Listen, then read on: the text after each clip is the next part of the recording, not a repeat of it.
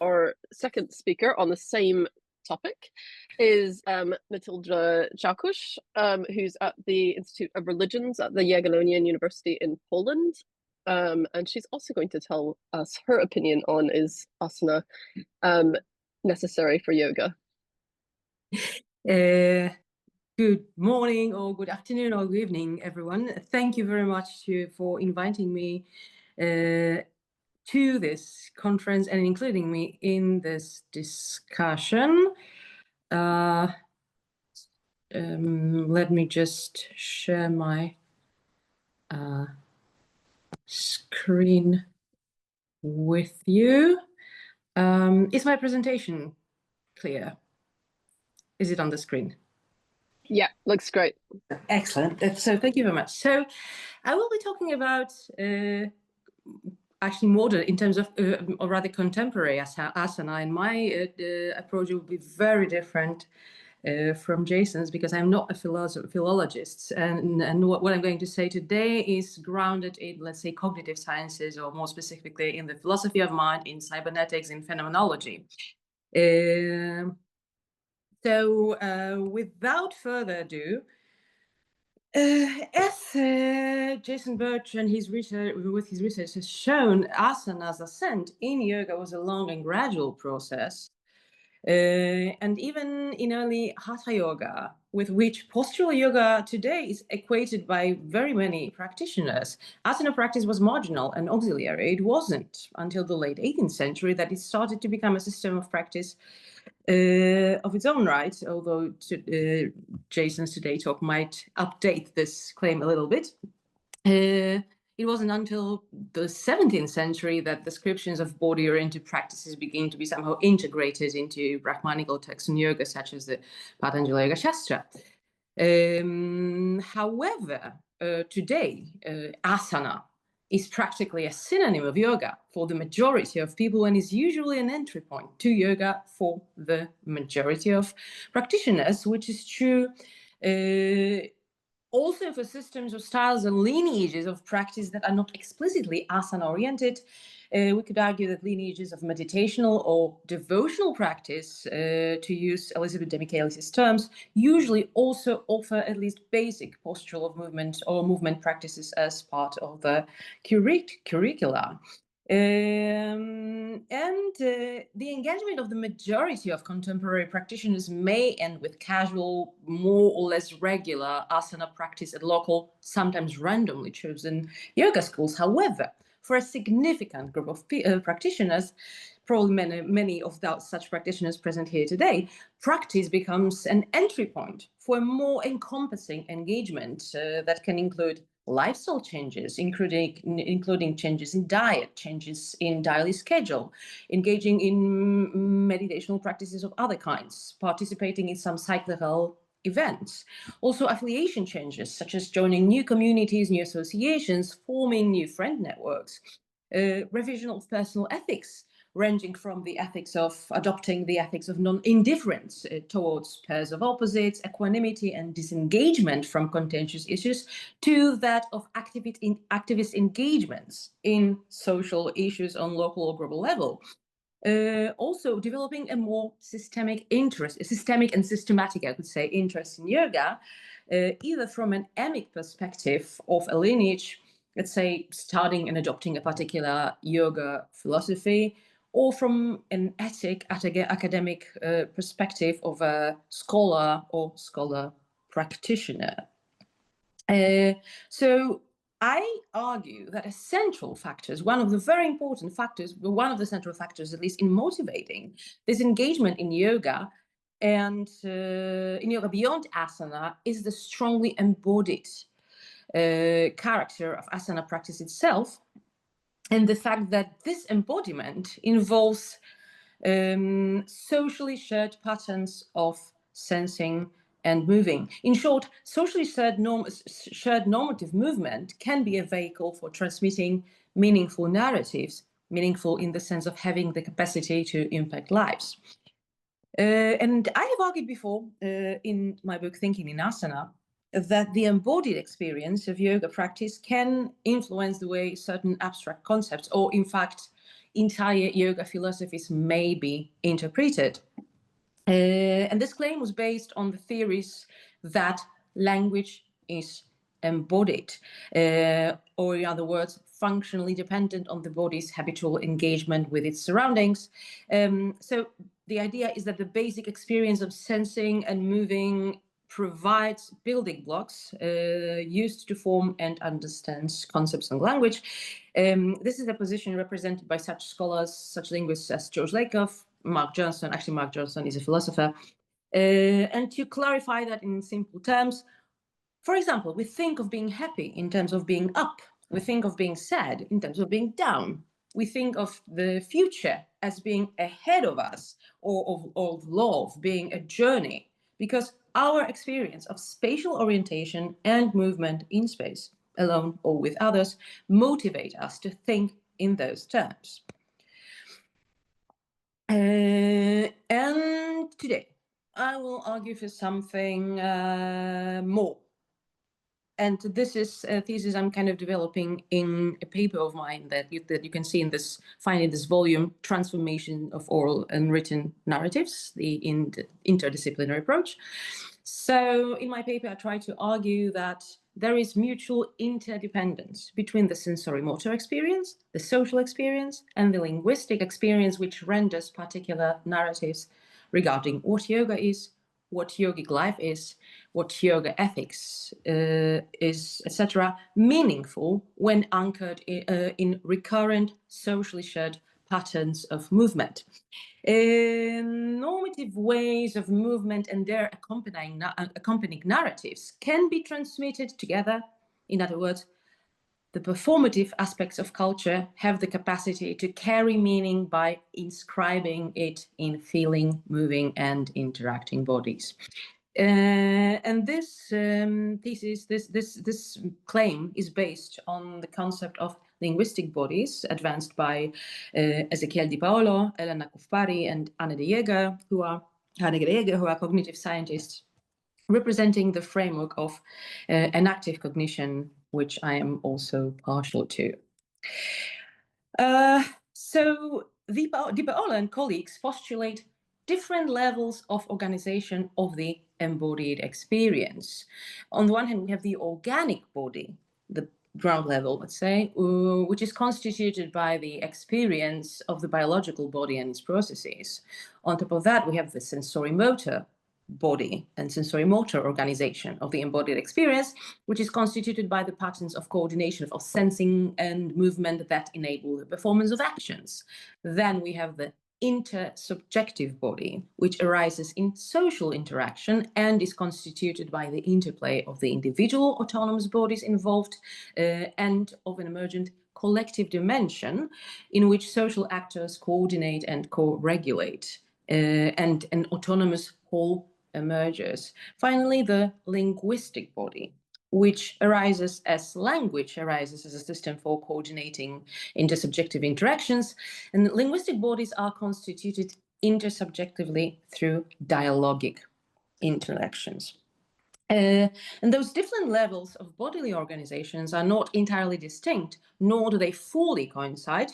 The authors claim that they are dynamically, let's say, anchored together. And in different situations, this anchor can move between these different organizations of embodiment. For example, when extremely hungry, we are anchored entirely in the organic body. When experiencing, the joy of swimming or dancing, in the sensory-motor body. When spending time with, a loved one, or protesting against injustice in a, community, in a crowd, in the intersubjective body. And when engaged in academic dispute, for example, in the linguistic body. And also, notably, organic and sensory-motor bodies can be transformed through the emergent norms of intersubjective and linguistic organization. And I would argue the other way around. And I think this is a very important argument in relation to postural yoga practice. Now, another concept I would like to bring into the discussion proposed by two of the three authors that I quote here, Anne de Jager and Ezequiel Di Paolo, is participatory sense-making. Now, according to Di Paolo and colleagues, the most fundamental activity of living beings is what they call sense-making. And in the most general sense, sense-making is such regulation of an individual's relation with his environment that contributes to its viability. In other words, we are all meaning makers in the sense that through interaction with our environment, we determine what is detrimental or beneficial to our survival and our thriving. In intersubjective interactions, according to De Jager and Di Paolo, participatory sense-making emerges. And it is not merely the sum of the sense-making activities of the individuals in a group, but an interactional mode of creating meaning through and for social interactions. And in participatory sense-making, individual and interactional norms of agency coincide, which creates what the authors called a primordial tension between the individuals and their autonomy and the group as a whole, which needs to be continuously managed. And this primordial tension is managed, is regulated through what the authors called portable acts. And these are patterns of individual contribution to an interaction that can be carried into multiple social interaction. And the more normative the portable act is, the more manageable the interaction becomes. However, strongly normative portable acts jeopardize the autonomy of individuals in an interaction by attributing regulatory capacity to the individual introducing them. And here comes in language and dialogue, which is understood here as an intersubjective exchange of linguistic utterances, which emerges as a way to, let's say, democratize regulation of an interaction by allowing individuals to take turns as regulators of interactions. And this meta-regulatory linguistic activity is the level where the linguistic bodies emerge. Now, notably, such successful coordination of interactions through dialogue depends also on the individual's capacity for self-regulation. And this is achieved through self-dialogue or directing utterances towards oneself to modulate one's own actions. So in this sense, self-regulation is secondary to intersubjective regulation. Now, to sum all that up, I realize it might be quite a mouthful, what I've just said. As a product of intersubjective regulatory interactions between autonomous individuals, linguistic bodies are communal achievements, personal and social at the same time. The traces of others that are incarnated by linguistic agents provide them with the perspective of their partners in interactions and of the group as a whole. And since linguistic agency is employed to regulate sensory-motor agency in interactions, and even in the absence of current interactions, it has the power to turn sensory-motor bodies into communal achievements as well. And I do believe that this communal aspect of sensory-motor bodies, as well as linguistic bodies, is something that's might be very important for contemporary postural yoga practice. Now, moving on to asana practice in contemporary yoga. Well, it might seem that in asana practice, the feeling of a moving, sensing, breathing, and sweating body dominates the experience. One could argue that the anchor, in this case, is placed somewhere between the organic and the sensory-motor body. However, despite the apparently very private character of this experience, an asana body, I believe, is a communal achievement as well. It is shaped by highly normative, strongly normative patterns of movement and feeling the body, which are transmitted, by the way, traditionally at least, by a teacher, right, a guru standing in for a lineage. It is shaped by highly normative linguistic narratives transmitted, once again, traditionally by a teacher standing in for a lineage. And these narratives can be about, ways of regulating the alignment and movement of the body in asana, normative descriptions of the sensory-motor experience accompanying asana practice, also ways of talking about the regulation of the community of practitioners, including lifestyle and ethics, and also ways of talking about yoga itself as a communally shared and historically grounded concept. So in a nutshell, a yoga body is organic, sensory motor, intersubjective and linguistic, and it emerges as a communally shared way of moving, feeling and talking about the body and its place in the world. A yoga body as such remains anchored simultaneously in 4 different domains: the organic, the sensory motor, the intersubjective and the linguistic. Now, practice after practice, during the experience of asana, modern asana practice, a normative relation between movement and language is established. A normative, socially shared feeling of the body and normative, socially shared narratives are connected into a single meaning-making activity. Importantly, however, the regulation of the intersubjective yoga body is traditionally not democratic, but ceded to a single regulator, the teacher, the guru. The teacher is the only person tasked with coordinating the feeling and movement of other bodies and with assigning meaning to it. Therefore, not to be challenged, their regulatory utterances must be strongly normative and conducive to strongly normative portable acts. And the efforts to translate, the repeated efforts actually to translate these regulatory acts into meaningful experience of asana practice must also seem worthwhile. And the teacher's role as the regulator imposing these narratives on the group must seem legitimate. And in this regard, references to relevant contexts other than the practice itself, I would argue, to the lineage, to authoritative texts, very often, in ancient languages such as Sanskrit or Tibetan, to a timeless yoga philosophy or yogic ethics, legitimize both the teacher's role as regulator and the practice itself.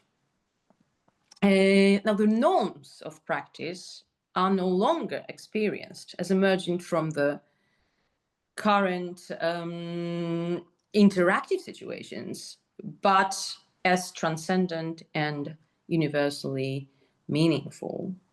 And anchoring the narratives connecting ancient treatises in yoga in ancient languages and deceased gurus with the effort of putting the body into strange postures imbues these efforts with meaning and with a value that transcends the immediate context. At the same time, narratives about how the body should be moved, felt, and disciplined determine a yogic standard and connect practitioners into a community that shares not only the embodied experience, but also tales of its significance.